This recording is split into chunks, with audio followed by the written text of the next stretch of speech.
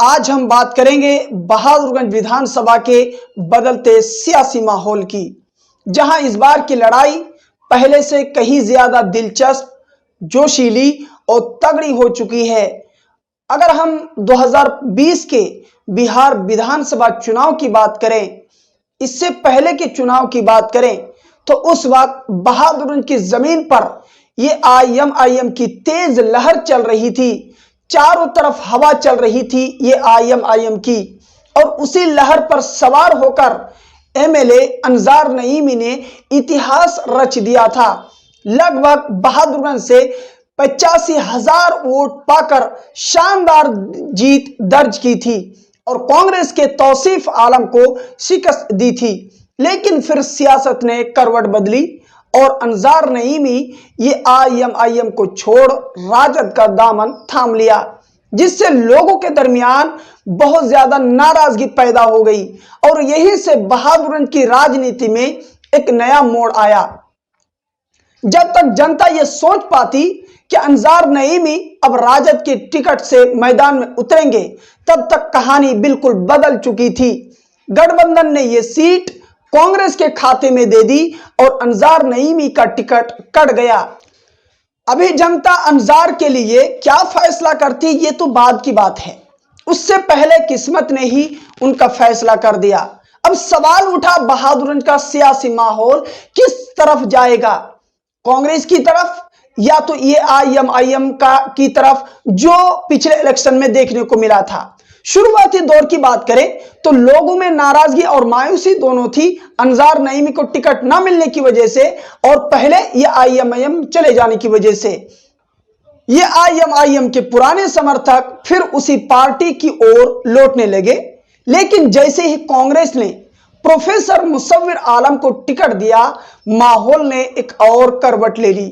धीरे धीरे गठबंधन की हवा फिर बहादुरगंज में चलने लगी, क्योंकि हमारी पंचायत समाचार की टीम बहादुरगंज के अलग अलग जगहों का दौरा किया, अलग अलग गांव गए, सड़क पर उतरे, बाजारों में गए, जैसे कि टेढ़ागाछ, धनगढ़ा, लक्ष्मीपुर, निसंदरा, बहादुरगंज, कुड़ेली, पत्थर घाटी इत्यादि। इसके अलावा और ग्रामीण क्षेत्रों तक लोगों से बात करने के बाद हमें महसूस हुआ या महसूस किया गया कि जो नाराजगी अंजार नईमी का ये आईएम छोड़ने पर थी, वो अब धीरे धीरे कम होती जा रही है। अब जनता का रुझान ये आईएमआईएम से गठबंधन की तरफ लौटता दिखाई दे रहा है।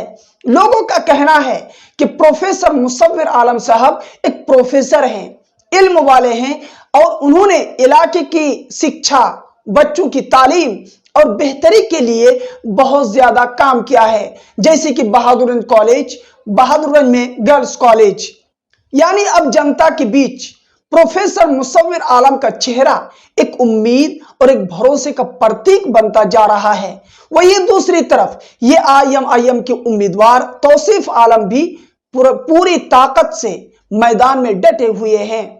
उनकी लगातार सभाएं, युवाओं में पकड़ और जनता से सीधा संपर्क, ये सब मिलकर इस मुकाबले को बहुत ही रोमांचक और नजदीकी बना रहा है। अगर मौजूदा हालात की बात करें तो बहादुरगंज का माहौल बहुत गर्म है। दोनों ओर के समर्थक अपने अपने नेता के लिए पूरा दमखम झोंक रहे हैं। पहले ऐसा लगता था कि तौसीफ आलम एक तरफा बढ़त बनाएंगे, वो एक तरफा जीत हासिल करेंगे ये आईएमआईएम की वजह से। लेकिन जब से प्रोफेसर मुसव्विर आलम को टिकट मिली है, तस्वीर वैसा नजर नहीं आ रहा है। अब बहादुरगंज में सीधी जंग ये आईएमआईएम बनाम कांग्रेस की हो चुकी है और इस बार का नतीजा किसी एक वोट से भी तय हो सकता है।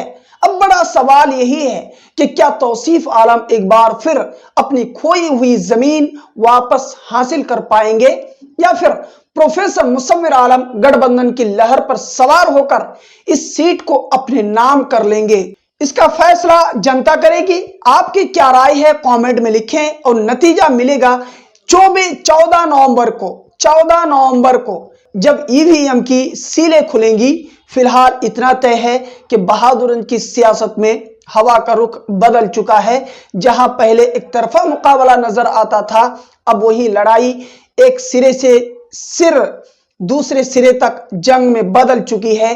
तो ये थी पंचायत समाचार की खास ग्राउंड रिपोर्ट। बहादुरगंज का सियासी मिजाज हम आगे भी लाएंगे। किशनगंज, ठाकुरगंज, कोचा धामन और जोकी जैसे सीट का सियासी विश्लेषण और जनता की राय अगर आप भी जानना चाहते हैं अपने इलाके की ताजा राजनीतिक हलचल, तो चैनल को सब्सक्राइब कीजिए, वीडियो को लाइक और शेयर कीजिए और कमेंट में बताइए आपके हिसाब से बहादुरगंज में कौन मारेगा बाजी। मैं आपका मेजबान नूर ईमान, आप देख रहे हैं पंचायत समाचार।